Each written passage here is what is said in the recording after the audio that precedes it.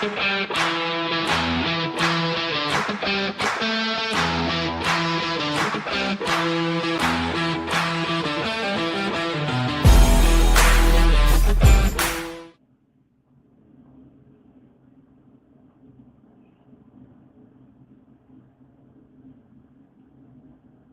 welcome. Is it on? Welcome to Rising Tide podcast.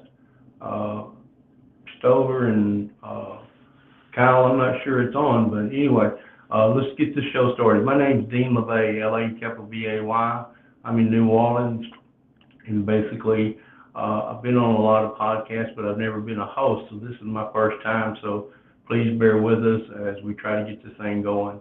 The Rising Tide community is a community of basically people who believe in the theory a rising tide lifts all ships. I'm very grateful to this community because back when my story, back when I was kind of down on my own, they were there for me, and they lifted me when I needed them. They were there for me. They were my community, and like I said, this is my first time to host. I don't know. I believe in hospitality. I believe in all the things that I've learned on this community. Shawn Walchef, who started this, basically, his grandfather told him, stay curious, get involved, and ask for help. So me doing my first podcast, I asked for some help, and some people have showed up today, and I appreciate that. Stover, whenever you want to bring up the others, that'd be fine. We'll go from there. I see that. I see Maddie Smokes is in the house, and I see Izzy's in the house, so that's good. Listen, I've talked a lot of times on this program, and basically, in a community where most people that get to LinkedIn, they get there because they're looking for work.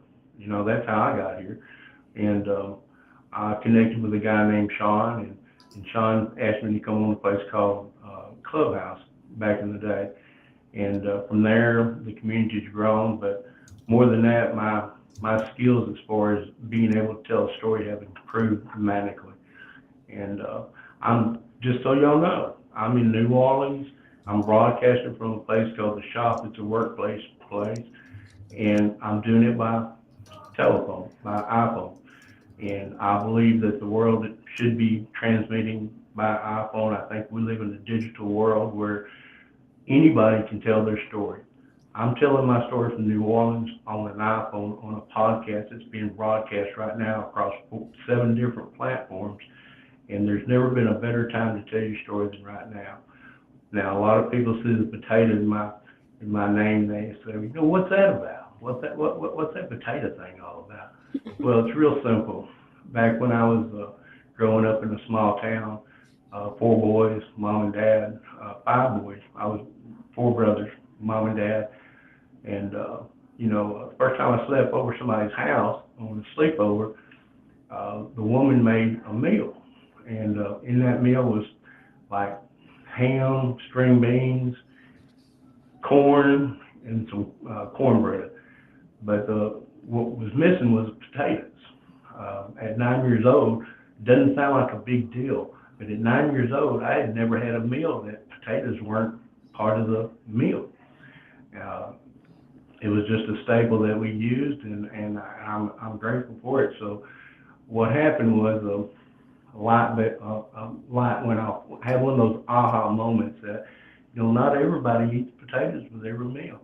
And I know it sounds like a small thing, but it's kind of what I've tried to structure my life around, being curious.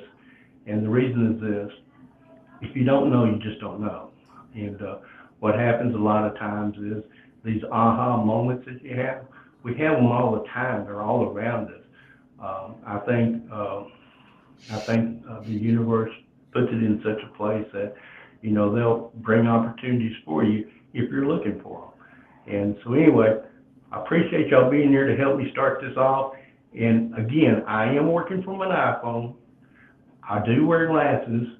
So what I'm going to do is, because Elizabeth's really, really good at this, I'm going to pass it to Elizabeth and let her tell us about her storytelling and iPhone moments.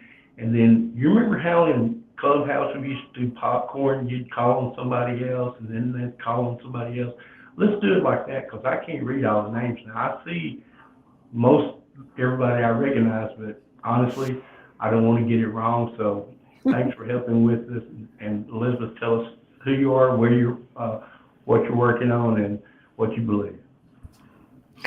Awesome. Awesome. And thank you so much for telling the story again. I love every time that you tell us stories. And my name is Elizabeth Doss, and I'm a social media content creator and manager, as well as helping people create animations to animate their social media through the power of GIFs. I'm a verified artist with Giphy. My GIFs have been viewed over 6 billion times, and I help brands and businesses set up their own accounts so that they can be searchable within that little GIF button search on the back end of most social media apps. If you're curious, please reach out to me. Got to get that out of the way. But no, so storytelling has always been a huge part of my family, honestly, especially on my mom's side.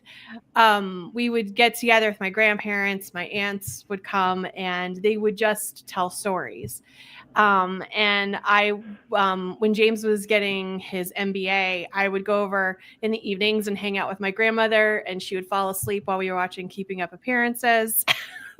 And she would wake up laughing, Violet Bouquet. Anyway, if you know what that is. But and then she would tell me stories, and I started secretly recording her as she would go through some of these family stories. And she's no longer with us. But what's funny is my nieces didn't really get to spend a whole lot of time with her. In fact, the one wasn't born yet, but they have caught on to this storytelling idea. So anytime we have a big family meal at the house, they want us to go around and tell stories that will make them laugh. And they have their favorite stories that they want to tell, much to my sister's chagrin. But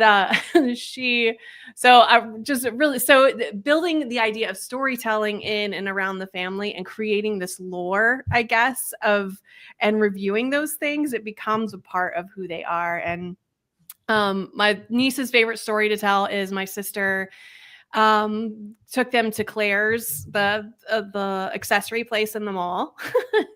And they walk in, and the attendant comes up to my sister and like taps her. Excuse me, ma'am, I'm so sorry, but you have a googly eye stuck to your butt. My nieces cry laughing at this every single time because then we laugh at them, and then it just goes on for a while. But one of my other favorite stories to tell with my family is my mother. We were playing like Cranium, I think, where you had to draw, and she drew a monkey, but it had pointed ears and it had no tail, and it was like hanging upside down in this tree. Anyway, I still draw that for her over and over again. But my sister and I began to buy her monkey everything just so she wouldn't forget what a monkey looked like. Monkey lamps and socks and toys and like all this stuff. And she was over it pretty quick. She was done with the monkeys. But it was summer, and my sister was doing a yard sale. And so my mom put in the yard sale this big box of monkeys stuff that we'd gotten her. And we were both very offended. So we pulled it from the yard sale and wrapped it up and gave it back to her for Christmas 6 months later. Since then, Mom has started taking the monkey stuff to other states, to Goodwills, to drop them off so it wouldn't happen to come back and visit her again. Because we were like, where's all the monkey? Anyway, there are no more monkeys here. So, but these stories that you tell and that you review, but what does that look like in the context of your business? And so when I'm working with social media clients and we're recording, like we'll sit down and I'll just try to get them talking and get them telling me stories. And what's hard sometimes is people pivot to generalizations, and it's actually better the more specific that you can get. In fact, I was just working on a video with a real estate client that I have, and I had asked her the question, have you ever had a deal that you thought was going to fall apart, but it was able to be saved or whatever? I was asking for a very specific story, but now as I'm going back through the footage, I'm realizing she's giving me this really high level educational, well, that's because we do this, blah, blah, blah. Well, in the middle of that, she mentions that a deal almost fell apart because the authorities were looking for the seller. And after the camera shuts off, then she tells us what they were what they were being, anyway, what they were being chased for. And I was like, this is the juicy stuff. This is the interesting stuff. And so anyway, and I can't, if you want to know, I will message you privately because I don't have permission to tell that part of the story, all the things. It was a lot, but I'm like, okay, if we're going to do this, we need you, because one thing I tell my clients is the more that someone can get to know you online, and that's through these stories and the other things, that lines up with who you are when they meet you in person. You're building that trust already. That is, as soon as they step in to make that contract or do that thing, you're already ahead of the game because they've already gotten to know you a little bit. They already know your sense of humor. They already know some of these things about you. And so they've already begun to start to trust you. And then they meet you in person, and it just furthers that deal. So getting out there and actually doing that. Now, I do understand that there is a fine line between your business and your personal stories. So the only time that I think it's appropriate is if you can use your stories as a metaphor or as an example for what you're trying to explain in the world that you're trying to do it. So anyway, all of those things. And so that's me, and that's what I'm thinking. I can hand it back to you, Dean, or we can go to Richard for the next installment. Well, yeah, let's go to Richard because we know Richard's got a good story. And how's everything over in the UK, Richard?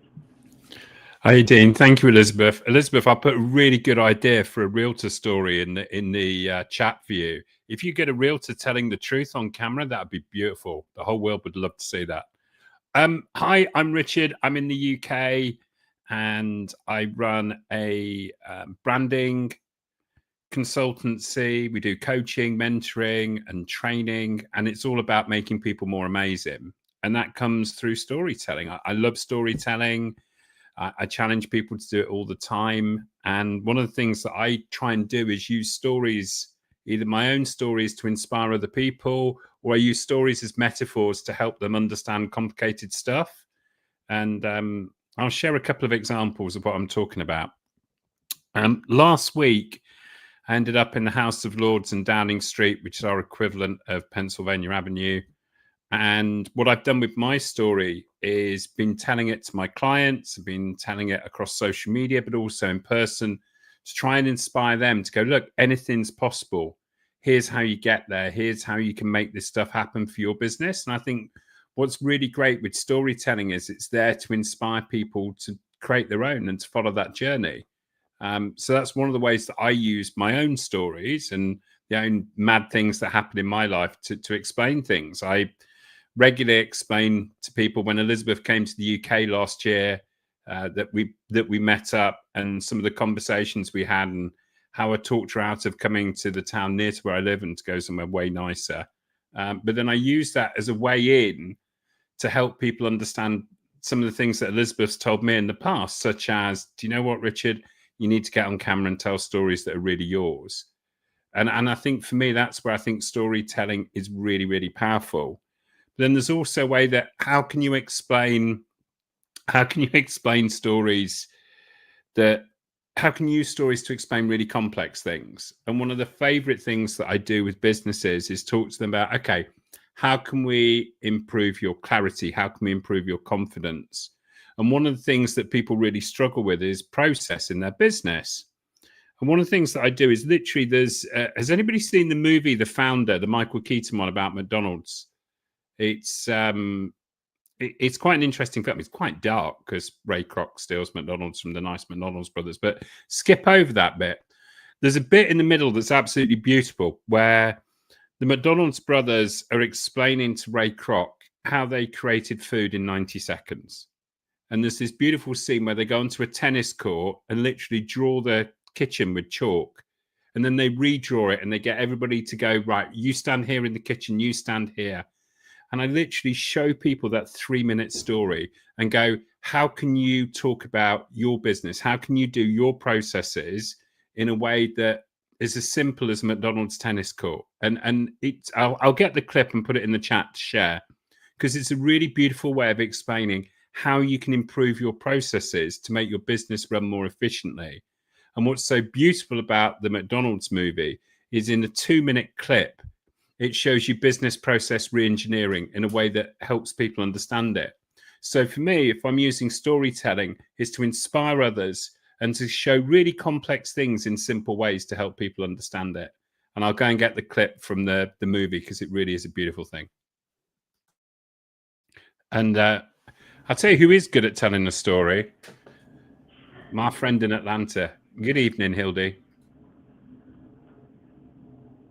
Hello, Rich. Thank you. I sometimes can be a good storyteller. And I'm trying to figure out how to get back into it. So what I do for a living these days is interesting because I refuse to give up. And I have now 4 businesses. My main business, where I make all my money, is selling promotional products to global corporations. But even with that, even though for the last 3 years, I've pretty much posted at least one educational video a day that I create on my phone that is everyone compliments me, I'm shocked that I call a client and I'm like, you're running late for ordering, because last year they ordered 300 JBL speakers.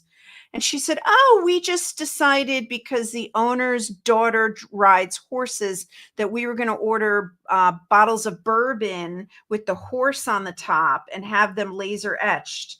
And I said, well, I do that.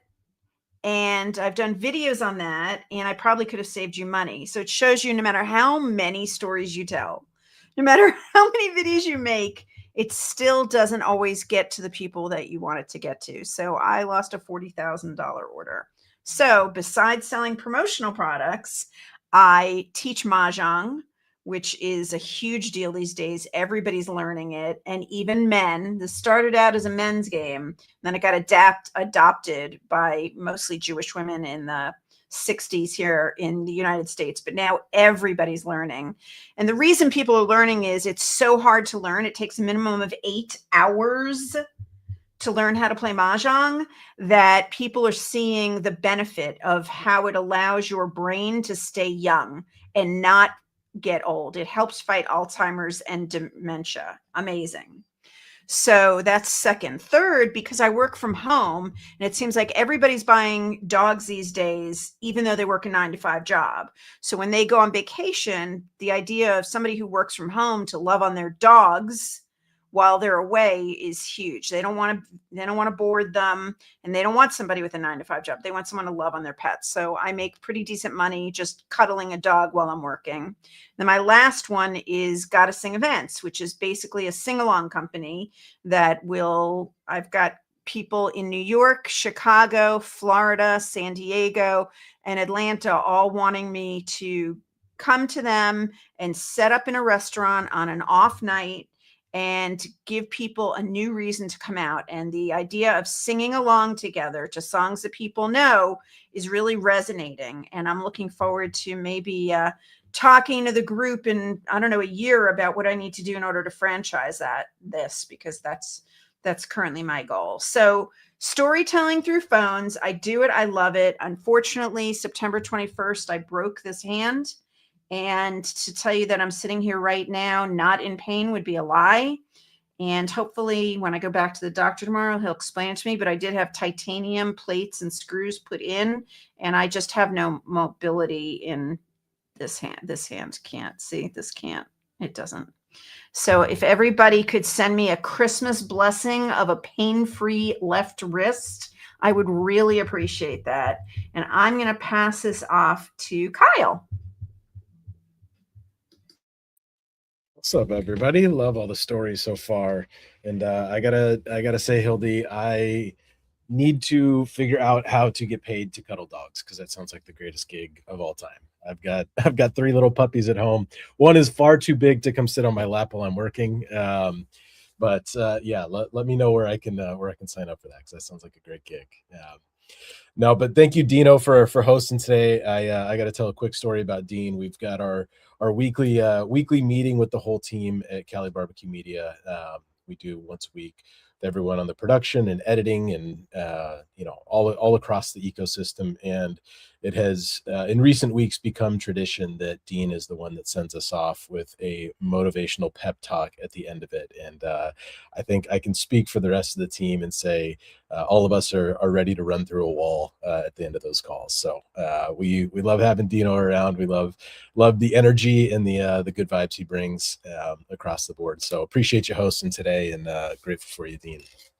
As far as storytelling goes, I will be the first to admit that in the ecosystem of folks in and around Cali Barbecue Media, I'm probably one of the least active people on social media, and that's for a number of reasons that we can get into another time. But I would say at the core of it, probably the biggest reason is just a lack of time. And I continue to make that excuse, and I continue to tell myself that I'll carve out the time, and I still don't manage to do it. So I'm trying to make that a point of accountability for myself as I head into 2026, specifically from a business perspective, networking with other folks like the great people on this call and everyone else in and around our ecosystem that's been built up at Cali Barbecue Media.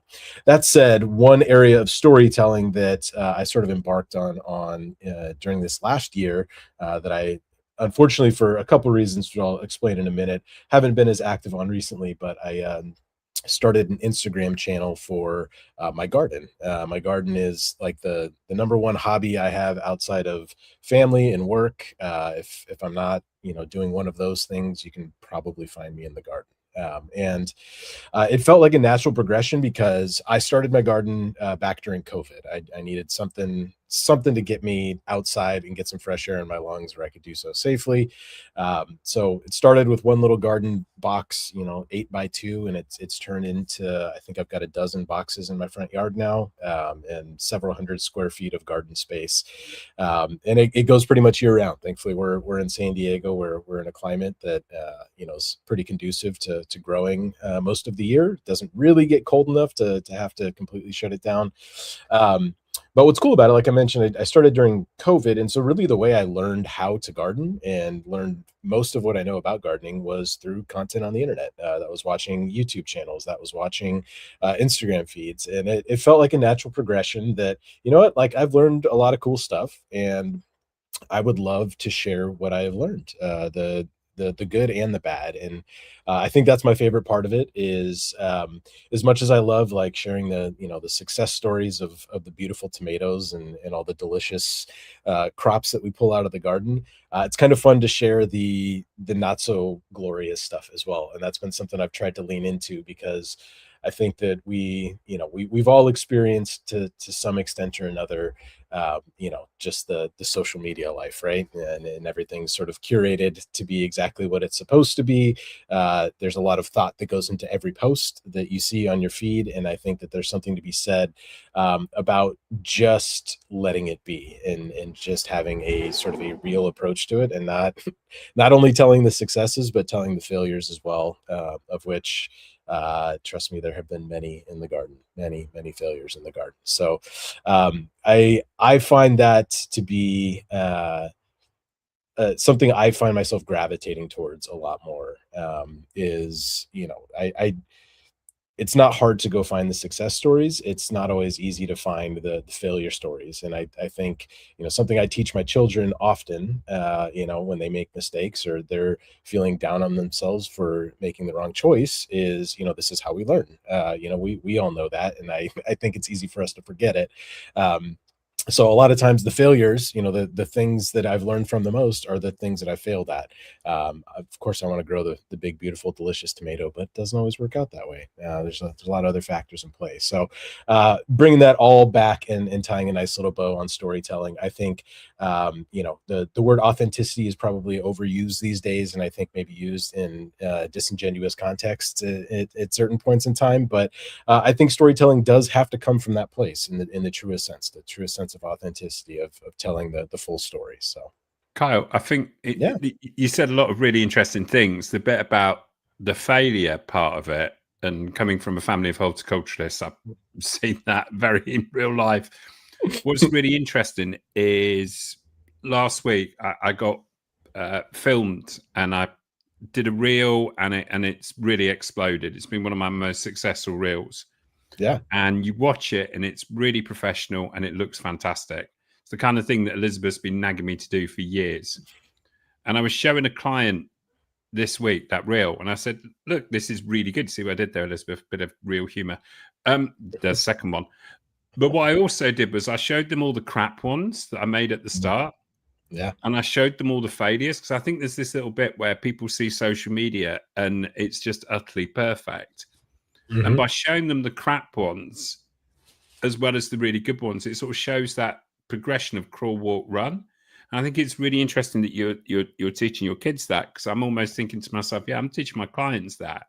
Actually, here's where I am now. But in order to get here, here's all the crap. And there really is. When I look back at some of the old ones, oh, it's horrendous. I need to talk to Elizabeth to see if there's a way of deleting them. But until that point, there's that bit where I think it shows that progression and that learning. And I think that is the thing with storytelling. Yes, it's great when you kind of have the big win and the big victory. And I certainly had that last week and it's fantastic. But in order to get there, I fell over and over and over again. I think that's where the real learning is. And I think that's where the great bit of storytelling is, what was it? Edison and his light bulb, 1,000 failures before he got it to light. Yep. No, I love that. And I can say firsthand that I think there's a lot of correlations between parenting and consulting and running a business. I have a lot of the same conversations, obviously in a different context and maybe through a slightly different lens, but the fundamentals remain. Now I love that. And I think Shawn is he's someone that I've always looked to and admired for that, of the idea of growing in public. It's something that he's done. It's something that we constantly have conversations with our clients about and teaching them to do. Of we got to show it all. Like the story is the most important thing. The quality of the story, and not every story has a happy ending. Right in this moment, and sometimes that's okay, and a lot of times it makes for a better story. It makes for an interesting story because then it gives us something to look forward to, of how we turn the ship around and how we make the adjustments to do better next time. So I think we can all learn something from that. And like I said, I think Shawn's a great mentor in that regard. So I'll toss it on over to Maddie Smokes. You're up next. Hey, what's going on, guys? How's everything? Storytelling, it's crazy. But for everyone out there, I'm Matty Smokes, chef, owner, pitmaster, operator, Matty Smokes Barbecue and Catering, and JJ Cooper's, Long Beach, New York. Today, I'm actually storytelling a lot. I'm finally scheduling out my podcast. So like I've said a few times, January 1st is going to come soon. But storytelling's not easy.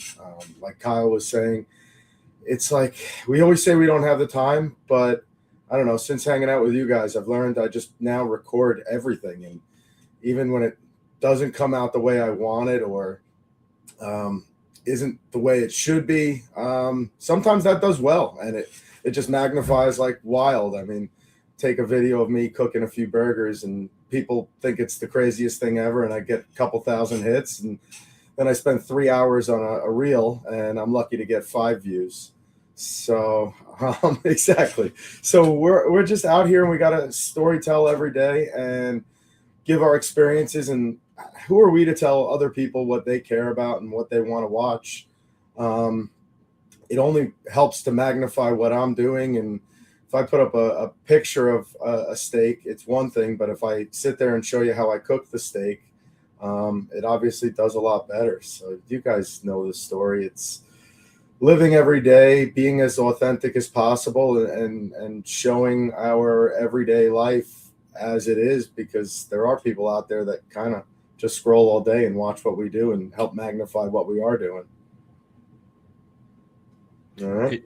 Hey, oh, yep. Sorry. Just really, Maddie. Go ahead. Sorry. I just had a really quick question because I was thinking about you, Maddie, and telling your stories. And so I have a question for you.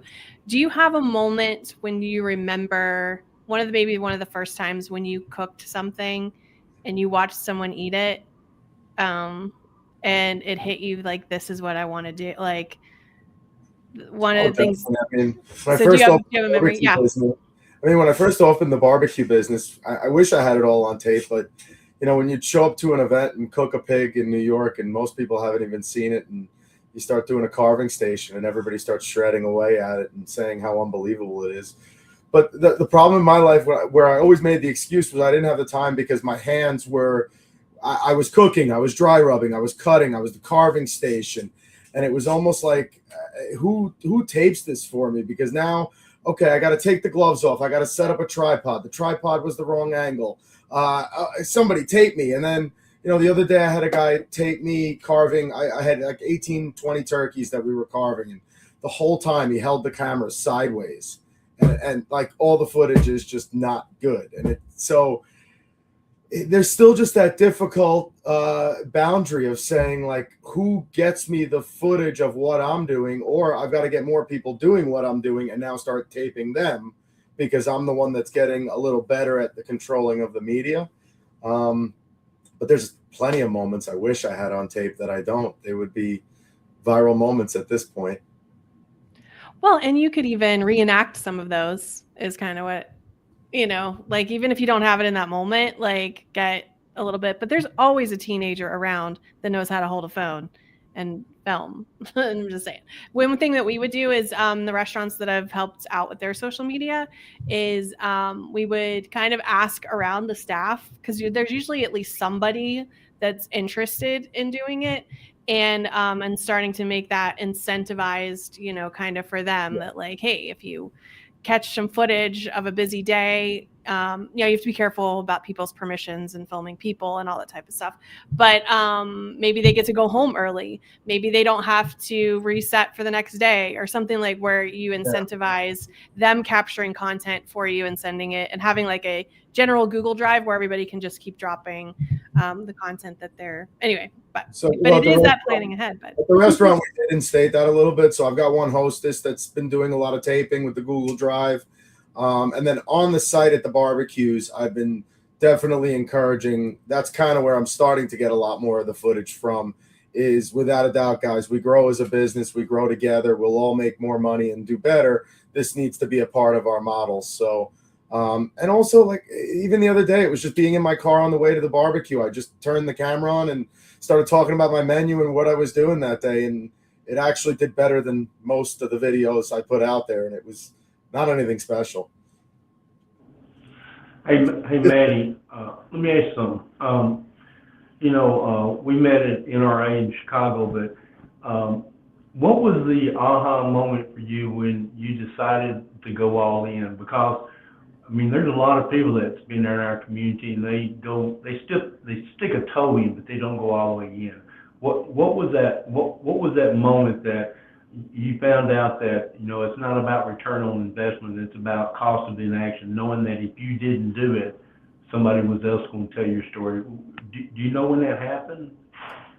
Honestly, me going all the way out to the NRA show because of this group and the free tickets pushing me, and then seeing Shawn, the way he's going around with everybody, and the idea of joining this group was all about expanding my network. And since then, looking at Shawn, looking at Michael and Garrow, looking at Charlie Eblin, the way that they're expanding their network every single day, and people want to be on their shows. People want to talk to them. Very successful, acclimated people in the industry. So I'd say it was more of, okay, I'm on here now. Now I'm meeting all of you guys. I'm meeting successful people in the industry, and the network's growing. But how do I keep compounding on that? And so one, it was, I got told every day by you guys, broadcast everything I do, and I've been doing as much as I can. Actually, I'm doing half as much as I can. There's a lot more I can be doing. And when it comes to the podcast, it's just been awesome, because it started out right now with all people that have been in the industry with me that I've worked with or worked for. So we've got great stories to tell, and it's been a lot of fun. But now it's since expanding to people outside of my network that they're like, oh, can I be on the podcast? Can we talk? So now I'm meeting new restaurant owners, new operators that are people that I've never met before, but we're all learning from each other's experiences. Every time I'm sitting down and having a 45-minute hour conversation with them, oh, you know what? That's when you have a situation with the staff, you handle it that way. Never thought about that. And so we're kind of just all learning from each other. And it's just a high. It's been really good. And Matty, it's interesting you said about you've done some posts when you look at it and you go, that's a great post. Why is nobody connected with it? And then there's other posts where you've looked at it and you go, how's this got so many? And I just when you said that, I really resonated with that, because I did a post today that's probably the best written post I've done in weeks. It's just done nothing. Yeah. There's a really, really, really great post all about supporting small businesses, well written, a little bit of humor, good pictures, done nothing. And then there's other posts which I've done where they're almost tongue in cheek, where I've not really thought about it, and it's just exploded. And there's I can't remember the film. I think it might be Notting Hill. They go, sometimes there's no rhyme or reason why things happen. And it certainly feels like that when it comes to, social media. I know there's all people that claim to understand the algorithm. I think the technical term for that's bullshit. I think actually sometimes you put stuff out there and there's no rhyme or reason why it does well or not well. It just happens like that. I think you'll never know if it does well or not if you don't post. It's consistency of presence, making sure that we're there and that we stay relevant. And, like Hildy said, she was trying to put something out there and no one actually saw it. And so maybe we got to put it out there 10 times repetitively. If we really have a message that we want to get out there, make sure you put it out there over and over and over. And as Shawn said the one time, if nobody cares about it, it disappears anyway. So. Well, Shawn always talks about nobody's coming, and that's true. You have to take the future. You have to take your life in your hands and do the work. The return cost of your nation. I had a train of thought there, but I just lost it. So there you go. I know what I was going to say. When we first started this on Clubhouse, do you remember the Buckeyes, Elizabeth? You remember you had to have a Buckeye to be, part of the controls or whatever? I never got a Buckeye. Never got one. And I always thought about that. I said, well, at some point, I want to be part of the community and do my part. And for me, that's what this is. My part is to help encourage other people to tell their stories because of one thing. One person, you were talking about the masses, Richard. One person can make the difference, all the difference in the world. It only takes one. So, continue doing what you're doing. I see y'all stuff out there. I see Hildy stuff out there, and I can't see who's in the bottom of the screen. It's Eric. Is that Berkowitz? No, Eric. Eric. Hey, Eric, come on in. Tell us about you. Tell us what's going on with you. Hey guys, sorry about the in and out of the call, connection problems and all sorts of weird stuff going on today. I needed to be on this one. It's Dean's first time hosting. I needed to be here. And the storytelling thing, if the guy that claims to have a writing business doesn't get on the call about storytelling, something's wrong. Anyway, I have the wordkitchen.com, but it is currently out of order. I took the website down because it's due for some renovations. So don't go looking if anybody's listening to this. Storytelling is getting more important to me. After being on this call for so long, gosh, what is it, over a year now? I'm finally figuring out where I fit in the storytelling game. And after all of the tornado of life that has hit me in the last 6 to 8 months, I won't go into it here, but some of you may have noticed I've been conspicuously absent from LinkedIn for a long time. I'm finding out now that messy story that I call life, the hard things that have hit our family this year, it's going to get used somehow. I don't really know how yet, but the Lord's kind of been poking me with the idea that my messy story as jagged and nasty as it is, as hard as it has been in some ways, just like Dean, I know some of your really hard parts in your story. It's designed that way to fit like a puzzle piece in somebody else's story. Whatever it is that's going on in your life is there to help somebody else. And I've spent a lot of time in my life not getting the story out, just hiding under my happy little rock and surviving. But I'm finding now that thriving comes from telling the stories, helping somebody else, and storytelling. I have friends that say it comes easy to me, but I don't know. Storytelling in text, that's a little more complicated than storytelling in person. I would love to sit at a table with all of you guys and just tell stories all night. I think that'd be a very different vibe than what we got here. On camera is good enough, but as soon as I can travel the world and get at a table with you guys, I'm doing that. So storytelling is important. Community is important. Community has been increasingly important to me, both from a business standpoint recently, because that's where things are headed. If you're not building a community, you're missing the boat. But the world got weird in 2020. Everything needs to come back together. Earlier, I was on Hildy when you were talking about the sing-along thing, and I thought, that is absolutely brilliant. You better run as hard and fast as you can with that before somebody else steals your idea, because that's fantastic. Anything that we can do to get people to do more events live and in person and stop all the digital stuff, yes, please do that. So anything I can do to help facilitate that and get over my own doubts and fears and get telling more stories and turn the freaking camera on and just talk and record and publish and let it go and not delete it. I need to do more of that. So thank you to you guys for being that little nugget of encouragement to me sometimes when I need that. So glad to be here. Absolutely, Eric. Listen, I wanted to mention something that you just said. Most everybody here knows my story. They know about the time I spent in the nursing home and all that. And I don't like to talk about it because it brings back a hard time in my life. But you'd be surprised how many people DM me and say, listen, thanks for telling that story because I had spine surgery too, or, I was confined to, it's amazing. You never know, just like Richard was saying, you never know what's going to, everything works and nothing works. You just never know what's going to, what's the word, Elizabeth? Relate to people. You never know what's going to resonate with people. And listen, I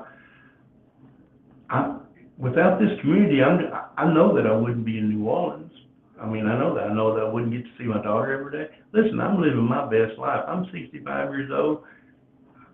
I'm happier than a pig in swamp, man. Life is good for me. No complaints. And Richard, you were talking about the founders thing where they drew the map out there. Part of why I joined this community was I come from a restaurant equipment business where we build restaurants. And then, of course, there's restaurant tech.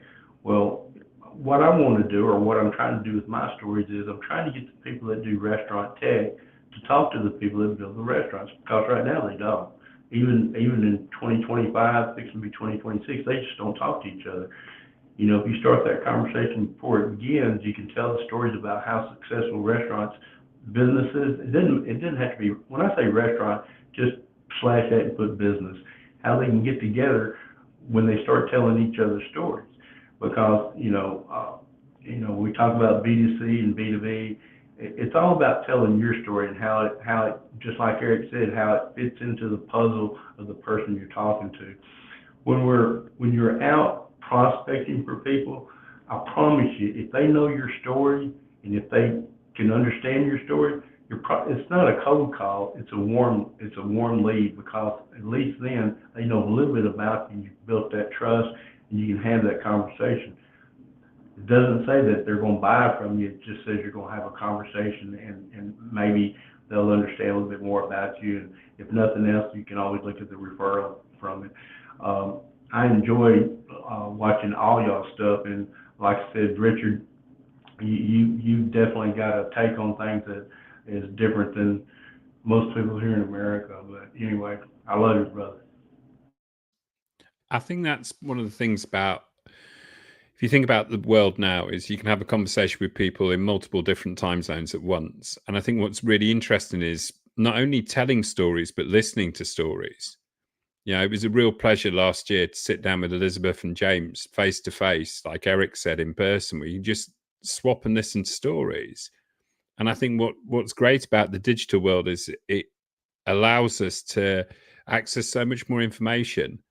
And I think there's something where we've been talking about, you know, our stories and stories we share, but actually some of my favorite stories are the ones that I've heard. And I think there's something about, okay, how do you listen and really listen? It's just a different take on it. I remember I was about 15 years old and I found my dad's copy of How to Win Friends and Influence People in his home office. Had no idea what I was reading, but I was like, yeah, it sounds good. I want to learn how to do those things. 15, I want friends. I want to influence people. And the number one thing that has stuck out from all of that, legendary book now, is exactly what you're talking about, Richard, is, Carnegie talks in there about the best conversationalists are the ones that do the most listening. Like the conversations you're going to walk away from feeling like you got the most out of are the ones where you listened more than you spoke. The people that are going to gravitate towards you are going to do so because of your ability to listen more so than your ability to speak. And it hits that point home. And every time I hear someone bring up the topic of the importance of listening, it brings me back to that 15-year-old version of myself. And that's something I've tried to carry with me, here many, many years later. Carl, you're making me chuckle because tomorrow I'm doing some business in the South, and I'm the UK South, not the American South. I wish, because the food's great. And Sure. I'm going to pop in and go and see my Uncle Rob, who's a huge influence on me. And when I was about 15, he said, Richard, you've got 2 ears, 1 mouth. You do a lot of talking. You need to do twice as much listening. Love that. Love that. That's such a great, concise way of saying it. Well put. Yeah, I got told that one too.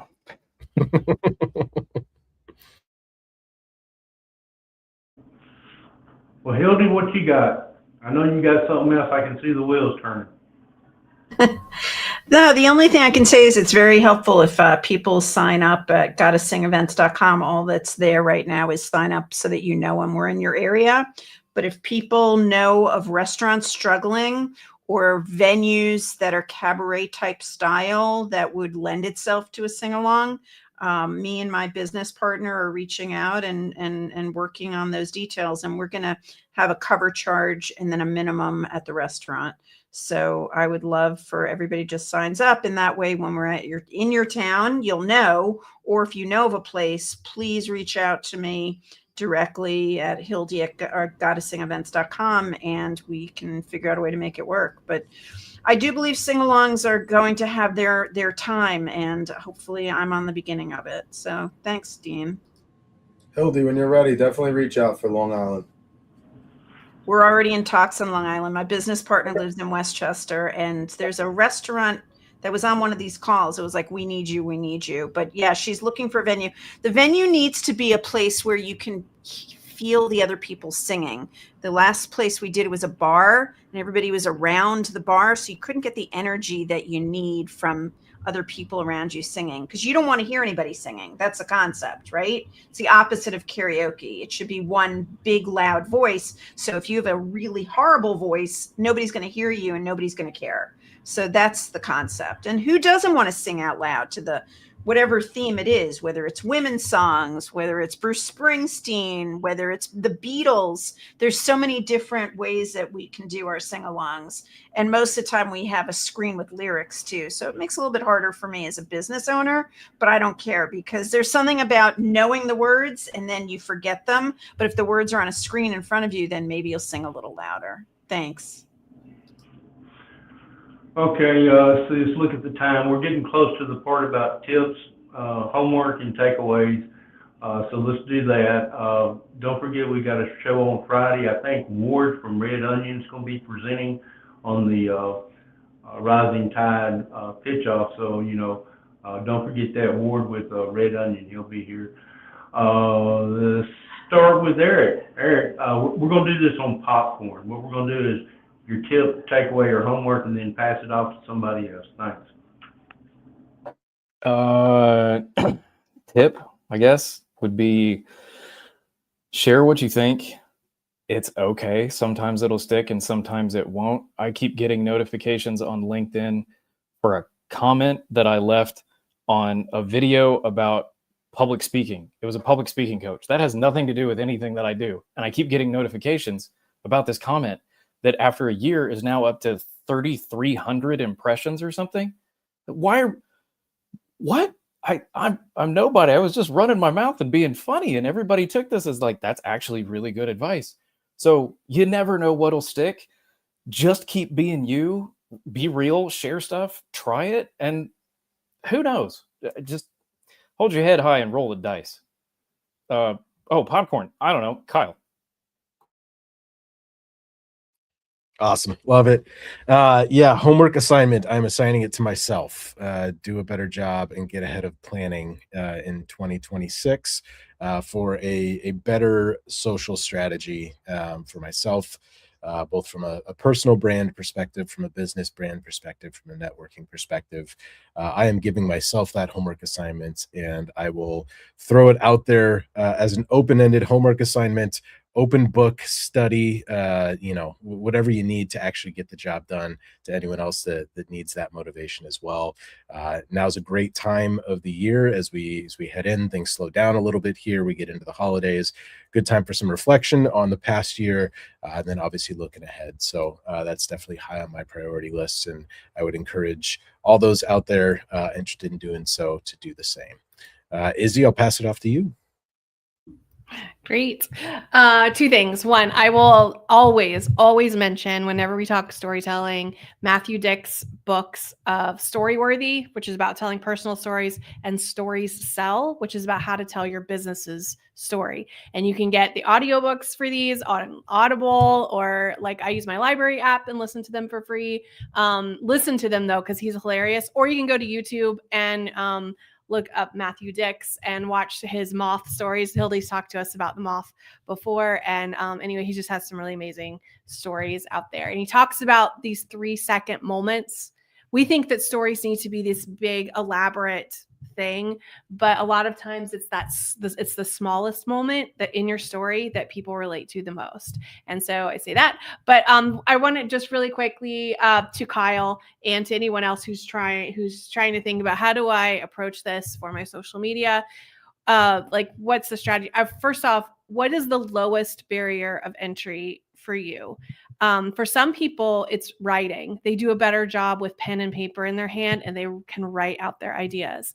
There are others that do a better job being captured in the wild. Like, it sounds like Maddie Smokes, if he goes live on something, like that is like that's the easiest way for him. But then you can go back and pull pieces from that and create content. If you need to know how to download those things, we'll try to work on that part for you. But this idea of what comes to you most naturally, and then how can you repurpose that for your content? If you're a writer, you're going to do better at voiceovers, where you just get B-roll of you doing things, of you working, of you typing at a computer, and you just read what you wrote over top of those videos. But it's a way for you to access those things. So just thinking through what is the lowest barrier of entry for you to be able to create content, and how can you do that? So anyway, that's my advice, but also check out the books by Matthew Dix, and I will hand things to Maddie Smokes since I invoked his name.